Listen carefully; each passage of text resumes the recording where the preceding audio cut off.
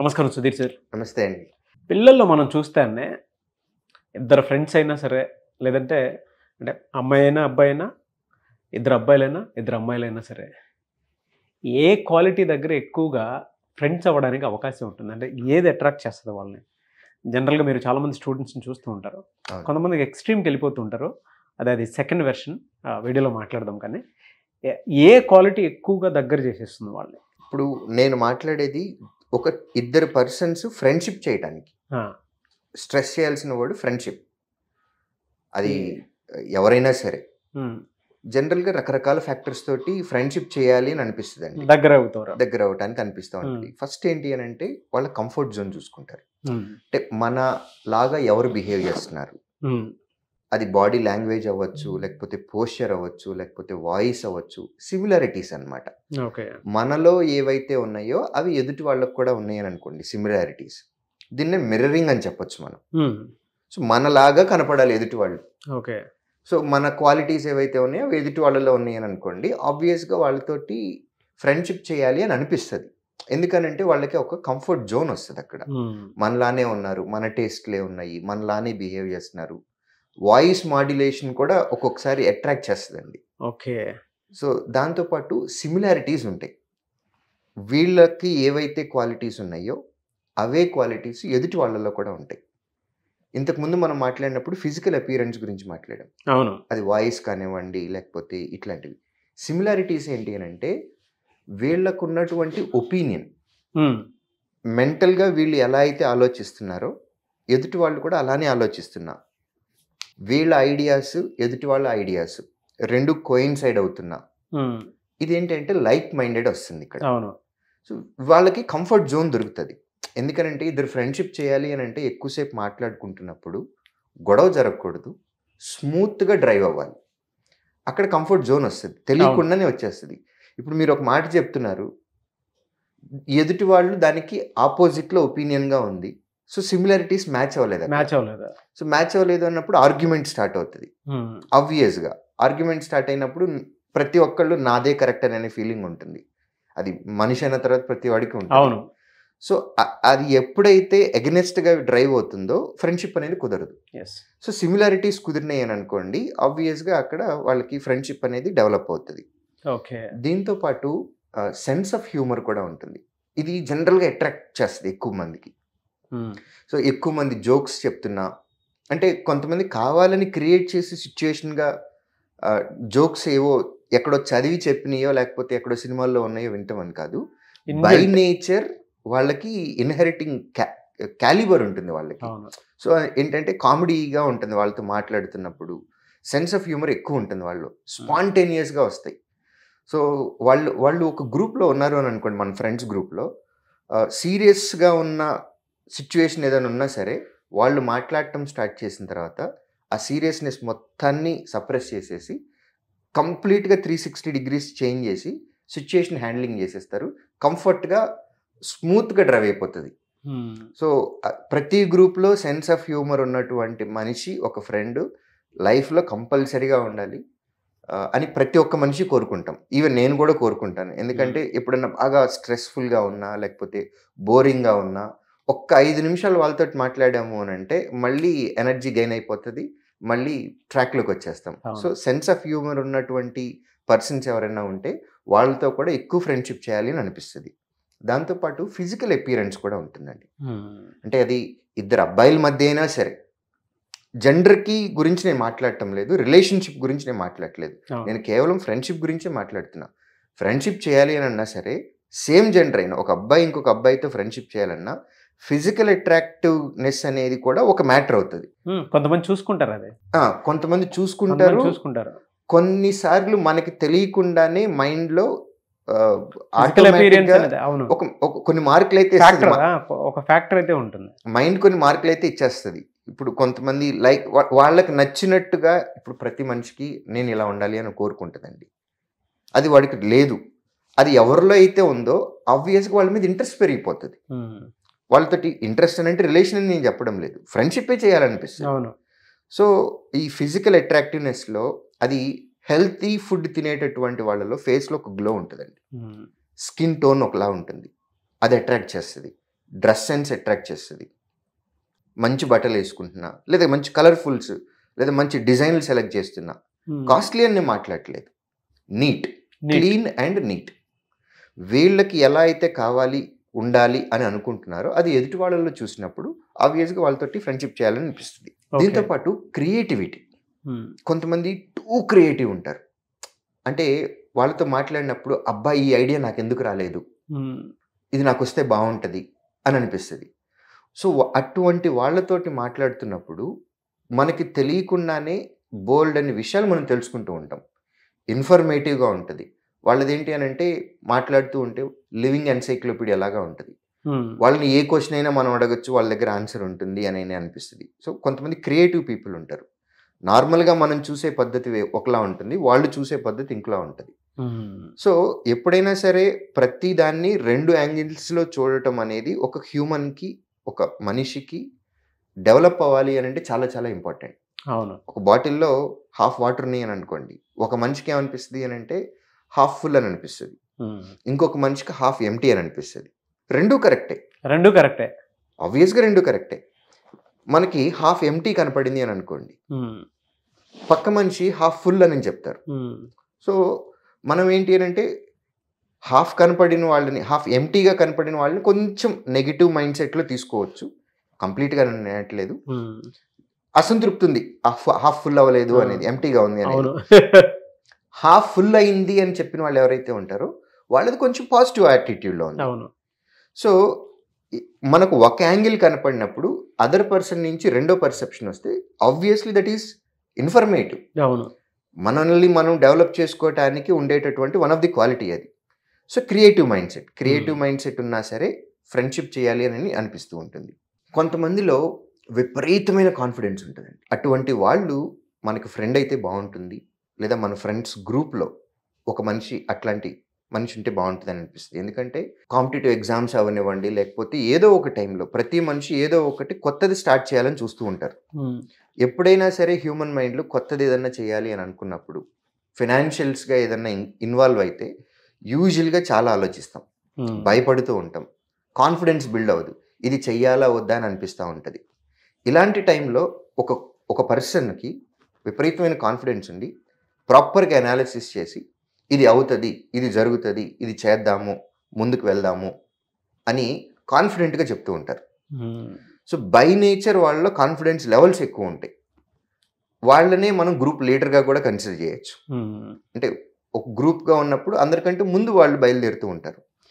So అట్లాంటి confidence levels ఒక పర్సన్లో మనకు కనపడినప్పుడు డెఫినెట్గా వాళ్ళతోటి ఫ్రెండ్షిప్ చేయాలని అనిపిస్తుంది. ఎందుకంటే పాసిబిలిటీస్ ఎక్కువ చూపిస్తారు, ఒక చోటే ఆగాలనే దాని మీద లేదు. కొంతమంది అయితే ఒక స్టేట్మెంట్ పట్టుకొని 10 మంది నెగిటివ్ చెప్తున్నా కూడా చెయ్యొచ్చు అనే ఒక పాసిబిలిటీ చూపిస్తారు, అండ్ గట్ ఫీలింగ్ చూపిస్తారు. ఎస్, దాంతోపాటు వీళ్ళల్లో plan A, plan B, plan C, అంటే ఇది చేద్దాము, ఇది ఫెయిల్ అయింది అని అనుకుంటే నెక్స్ట్ ఇదిగో ప్లాన్ బి ఉంది, ఇది చేద్దాము. సో ఎప్పుడైతే మీకు పాసిబిలిటీస్ కనపడతాయో సక్సెస్కి రీచ్ అవ్వడానికి దారి కనపడుతూ ఉంటుంది. అవును, ఒకటే స్ట్రైట్ వే ఉంది అని అంటే మధ్యలో ఏదైనా హడ్డీలు వస్తే రీచ్ అవ్వడానికి ఇబ్బంది అవుతుంది. ప్లాన్ ఏ కాకపోతే ప్లాన్ బి ఉంది, ప్లాన్ సి ఉంది అని అనుకొని ఎప్పుడైతే ప్రాపర్ అనాలిసిస్ చేస్తారో అటువంటి పర్సన్స్లో కాన్ఫిడెన్స్ ఉంటుంది. సో ఆ కాన్ఫిడెన్స్ లెవెల్స్ ఉన్నటువంటి పర్సన్తో కూడా ఫ్రెండ్షిప్ చేయాలి అని అనిపిస్తుంది. దీంతోపాటు కైండ్నెస్ ఏంటి అని అంటే జాలి చూపిస్తూ ఉంటారు. జాలి అనే కాదు, ఎదుటి వాళ్ళని ప్రేమిస్తారు, ఎదుటి వాళ్ళు ఒపీనియన్స్కి ఇంపార్టెన్స్ ఇస్తారు. సో ఇటువంటి క్యారెక్టర్స్ ఎవరికైతే ఉంటాయో వాళ్ళతోటి కూడా ఫ్రెండ్షిప్ చేయాలి అని అనిపిస్తుంది. ఎందుకంటే ఎదుటి మనిషి మన కోసం కొంత టైం స్పెండ్ చేస్తున్నారు, మన గురించి ఆలోచిస్తున్నారు, మన కోసం కొంత టైం స్పెండ్ చేసి వాళ్ళ వాల్యుబుల్ ఇన్ఫర్మేషన్ని, వాళ్ళ వాల్యుబుల్ టైంని మన కోసం స్పెండ్ చేసి మన కోసం ఆలోచిస్తూ ఉన్నారు అని అనుకున్నప్పుడు అటువంటి మనిషి మీద ఆబ్వియస్గా మనకి పాజిటివ్ ఫీలింగ్ ఉంటుంది. అవును. సో ఈ కైండ్నెస్ ఎవరికైతే ఉంటుందో అటువంటి వాళ్ళ మీద కూడా ఒకళ్ళొకళ్ళు దగ్గర అవటానికి ఛాన్సెస్ ఎక్కువ ఉంటాయి. అట్ ది సేమ్ టైం రిలేషన్లో కూడా, అంటే ఫ్రెండ్షిప్లో కూడా, ఫ్రెండ్షిప్లో కూడా వాల్యూస్ ఎక్కువ ఉంటాయి. అంటే మీకు ఏదైనా ప్రాబ్లం వచ్చింది అని అంటే వాళ్ళు అర్థం చేసుకొని మన దగ్గరకు వచ్చి ఆ ప్రాబ్లంలో నుంచి మనల్ని బయటికి తీసుకురావటానికి వాళ్ళు హెల్ప్ చేస్తారు. బాధలో ఉన్నా సంతోషంలో ఉన్నా ఎదుటి వాళ్ళతోటి మనం షేర్ చేసుకోవాలి. ఆ షేర్ చేసుకోవడానికి ఒక పర్సన్ కావాలి. అంతే. ఆ పర్సన్ రిసీవింగ్ నేచర్ ఉండాలి వాళ్ళు. అంతే. సో వాళ్ళకి కైండ్నెస్ ఉంటుంది. అటువంటి వాళ్ళతో కూడా ఫ్రెండ్షిప్ చేయాలి అని అనిపిస్తుంది. ఇంకొంచెం ఇంట్రెస్టింగ్ క్యారెక్టర్ ఒకటి ఉంటుంది. ఇవి తక్కువ మంది ఉంటారు, but it is also one of the interesting factor in ఫ్రెండ్షిప్లో. ఏంటి అని అంటే కొంతమంది ఉంటారు కొంచెం మిస్టీరియస్గా ఉంటారు. వాళ్ళు ఏంటి అని అంటే వాళ్ళు ఎక్కువ వాళ్ళ గురించి ఇన్ఫర్మేషన్ చెప్పరు, ఎప్పుడు బిజీగా ఉంటారు, ఏదో చేస్తూ ఉంటారు, కానీ వాళ్ళు ఏం చేస్తున్నారో బయటికి చెప్పరు. సో ఇంట్రెస్టింగ్ క్యారెక్టర్స్ అనమాట. సో ఇట్లాంటి వాళ్ళని చూసినప్పుడు ఆబ్వియస్గా మనకు కూడా మనకి ఏదైతే దొరకట్లేదో అది దొరికించుకోవాలి అని ఉంటా ఉంటుంది. ఎందుకంటే ఇప్పుడు మనం జనరల్గా వెళ్ళేటప్పుడు ఫోన్ వాడద్దు అని అన్నాం అనుకోండి, జనరల్గా అయితే మనం ఫోన్ వాడవేమో, కానీ వాడద్దు అని చెప్పినట్టు డెఫినెట్గా వాడతాం. అవును. సో ఈ రివర్స్ సైకాలజీ ఉంటుంది. సో ఈ రివర్స్ సైకాలజీ ప్లే చేస్తారు. ఏంటి అని అంటే వాళ్ళకు ఉన్నటువంటి క్వాలిటీ ఏదైతే ఉందో అది ఉంది అనే మోడ్లో ఉంటారు, చెప్పరు అసలు, కొంచెం మిస్టీరియస్గా బిహేవ్ చేస్తూ ఉంటారు. సో ఆపోజిట్ ఎండ్లో మనకేమనిపిస్తుంది, అసలు వీడేంటి, వీడి సంగతి ఏంటో చూడాలి, అసలు వీడు ఏంటి, కొంచెం బిహేవియర్ కొద్దిగా కొత్తగా ఉంది, కొత్తగా ఆలోచిస్తున్నాడు, మిస్టీరియస్గా ఉన్నాడు, ఏమీ చెప్పట్లేదు, ఏదో చేస్తున్నాడు కానీ ఏంటో మనకు తెలియట్లేదు, అది మనం కూడా చేస్తే మనకు కూడా మంచి జరుగుద్దేమో, ఇట్లాంటి క్యారెక్టర్ ఉంటుంది. సో ఇట్లాంటి వాళ్ళు కూడా కొంతమంది ఉంటారు. వాళ్ళకి అట్రాక్ట్ అయ్యే ఫ్రెండ్స్ కూడా కొంతమంది ఉంటారు. సో ఇది ఒక క్యారెక్టర్ అండి, డిఫరెంట్ క్యారెక్టర్ ఉంటుంది ఇది. కొంతమంది అథెంటిక్గా ఉంటారు, జెన్యూన్గా ఉంటారు, వాళ్ళకు ఉన్నటువంటిది క్వాలిటీ అయినా సరే జెన్యూన్గా చెప్తారు, ఓపెన్ మైండెడ్గా ఉంటారు. మనం కరెక్ట్ చేస్తున్నాము అని అంటే కరెక్ట్ చేస్తున్నాము అని చెప్తారు, తప్పు చేస్తున్నాము అని అంటే వచ్చి ఇది నువ్వు తప్పు చేస్తున్నావు అని ఖరాఖండిగా చెప్తారు. అథెంటిసిటీ అనమాట అది. నిజంగా ఒక మనిషికి మన మైండ్ ఎప్పుడు ఏం కోరుకుంటుంది అని అంటే మనల్ని పొగిడేవాళ్ళు, మనం చేసే పని మెచ్చుకునేవాళ్ళు, పాజిటివ్గా మాట్లాడే వాళ్ళని మాత్రమే మన మైండ్ యాక్సెప్ట్ చేస్తుంది. అవును. కానీ అది కావాల్సింది ఒక మనిషికి మనం తప్పు చేస్తున్నప్పుడు ఇది నువ్వు తప్పు చేస్తున్నావు అని చెప్పే కరెక్ట్ ఫ్రెండ్ కావాలి. ఎందుకనంటే అందరూ అన్ని సమయాల్లోనూ కరెక్టే చేయరు, ఆబ్వియస్గా తప్పులు చేస్తాం, మనిషి అన్న తర్వాత తప్పులు చేస్తాం మనం. అవును. మనిషిగానే ఎందుకు ఉండాలి అని అంటే ఆ తప్పు మళ్ళీ ఇంకోసారి చేయకుండా కరెక్ట్ చేసుకోవటం కోసమే మనం మనుషులుగా ఉన్నాం. సో మనుషులు పుట్టింది దేనికి అని అంటే తప్పులు చేయటానికి. మనిషిగానే ఎందుకు పుట్టాము అని అంటే మళ్ళీ ఆ తప్పు చేయకుండా ఉండటానికి. సో తప్పు చేసినప్పుడు నువ్వు తప్పు చేస్తున్నావు అని చెప్పే ఫ్రెండ్ ఎవరైతే ఉంటారో వాళ్ళు అథెంటిక్ పర్సన్స్. సో ఆ ఓపెన్నెస్గా ఉండి ఎదుటి వాళ్ళు తప్పు చేస్తున్నా సరే మన ఫ్రెండ్ తప్పు చేస్తున్నాడు అని చెప్పి నెగిటివ్గా చెప్పేవాళ్ళు ఎవరైతే ఉంటారో వాళ్ళు కూడా నిజమైన ఫ్రెండ్స్. వాళ్ళతోటే మనం ఎక్కువగా ట్రావెల్ చేస్తే మనల్ని ఇంప్రూవ్ చేసుకోవటానికి మనకి ఎక్కువ ఛాన్సెస్ ఉంటాయి. సో కొంతమంది ఇట్లా ఎవరైతే ఓపెన్ మైండెడ్గా ఉండి ఉన్నది ఉన్నట్టు చెప్తారో వాళ్ళకు కూడా వాళ్ళని కూడా ఫ్రెండ్స్గా ఉండటం కోసం మన మైండ్ యాక్సెప్ట్ చేస్తూ ఉంటాం. హానెస్టీగా ఉండేటువంటి యాక్సెప్ట్ చేస్తారు సార్. హానెస్టీగా ఉండాలండి, అంతే అంతే. ఓపెన్గా మాట్లాడాలి, ఎదుటి వాళ్ళని మెప్పు కోసము ఎప్పుడు భజన చేస్తూ ఉండకూడదు మనం. అవును. మనం కరెక్ట్ చేస్తున్నప్పుడు ఎస్ నువ్వు కరెక్ట్ చేసావు అని చెప్పినప్పుడు, తప్పు చేస్తున్నప్పుడు నువ్వు తప్పు చేసావు అని చెప్పాలి. అలాంటి ఫ్రెండే మనకు ఉండాలి. కొంతమందిలో ఓపెన్ మైండ్నెస్ ఎక్కువ ఉంటుందండి. వాళ్ళు చాలా ఓపెన్గా ఉంటారు, కొత్త కొత్త ఐడియాస్ ఇస్తూ ఉంటారు. ఎదుటి వాళ్ళు మన గురించి ఏమనుకుంటారు అనేది వాళ్ళు పట్టించుకోరు. మనకున్నటువంటి ఐడియా, మన ఆలోచన పద్ధతి ఏంటి అనేది మాత్రమే బయటకు ఎక్స్ప్రెస్ చేస్తారు. సో వీళ్ళు ఏంటంటే ఎక్కువ సోషలైజ్ అవుతూ ఉంటారు. క్లాస్ రూమ్లో ఒక 100 మంది ఉన్నారు అని అనుకోండి, 100లో కొన్ని క్యారెక్టర్స్ ఇట్లా ఉంటాయి. పక్కన వాళ్ళు ఏమనుకుంటారు అనేది వాళ్ళు ఆలోచించని చేంజ్. వాళ్ళకి ఏదైతే వాళ్ళు అనుకున్నారో ఓపెన్గా వాళ్ళు డైరెక్ట్గా చెప్పేస్తారు, మొహం మీదే చెప్పేస్తారు. ఈవెన్ అది ఫ్రెండ్ తోటైనా సరే, ఫ్యాకల్టీ తోటైనా సరే చాలా ఓపెన్గా ఉంటారు. కొత్త కొత్త ఐడియాస్ ఇస్తారు. ఆ ఐడియా క్లిక్ అవ్వచ్చు, లేకపోతే ఫ్లాప్ అవ్వచ్చు, ఐడియా కరెక్ట్ అవ్వచ్చు లేదా రాంగ్ అవ్వచ్చు, బట్ ఐడియా వాళ్ళకైతే వచ్చినప్పుడు వాళ్ళు ఓపెన్గా చెప్పేసేస్తారు డైరెక్ట్గా. సో ఇటువంటి వాళ్ళతోటి కూడా మనం ఎక్కువ మూవ్ అవటానికి ఇంట్రెస్ట్ చూపిస్తాం. సో ఇవి జనరల్గా వచ్చేటటువంటి ఒక ఇద్దరు మనుషులు కామన్ క్వాలిటీస్.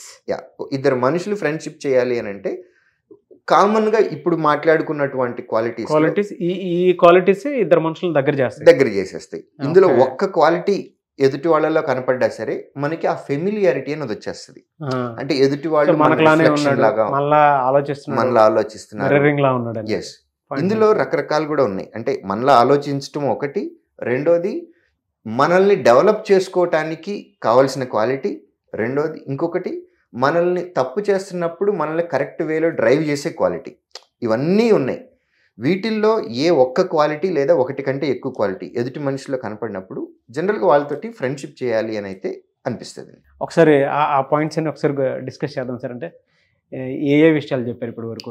అంటే ఏ విషయాలు ఇద్దరు వ్యక్తుల్ని దగ్గర అవడానికి చేస్తాయి, అట్ ద సేమ్ టైం పిల్లలు కూడా దగ్గర అయ్యి సక్సెస్ చూస్తారు అనేటువంటి దానికి ఈ క్వాలిటీస్ మీరు చెప్పినవి ఒకసారి డిస్కస్ చేద్దాం. ఏం చెప్పారు అన్నది? మిర్రరింగ్ ఒకటి, సిమిలారిటీస్ ఒకటి, సెన్స్ ఆఫ్ హ్యూమర్ ఒకటి, కాన్ఫిడెన్స్ ఒకటి, physical attractiveness, okay, familiarity, mysterious, kindness, open minded. So ఈ క్వాలిటీస్ అంటే ఇద్దరు వ్యక్తులు, అది అబ్బాయి అయినా సరే, అమ్మాయి అయినా సరే, అబ్బాయి అమ్మాయి అయినా సరే, ఈ క్వాలిటీస్ ఎప్పుడైతే ఇద్దరిలో కలిసినప్పుడు పిల్లలు ఫ్రెండ్షిప్ చేసుకోవడానికి అవకాశం ఎక్కువ ఉంటుంది.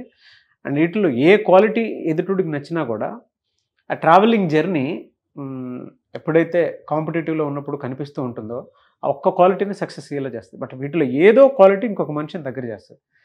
సో ఆ క్వాలిటీ కనుక మీ ఫ్రెండ్స్లో మీకు అనిపించి నేను ఫ్రెండ్షిప్ చేశానని కనుక మీకు అనిపిస్తే కింద కమెంట్ బాక్స్లో దాన్ని పోస్ట్ చేయండి.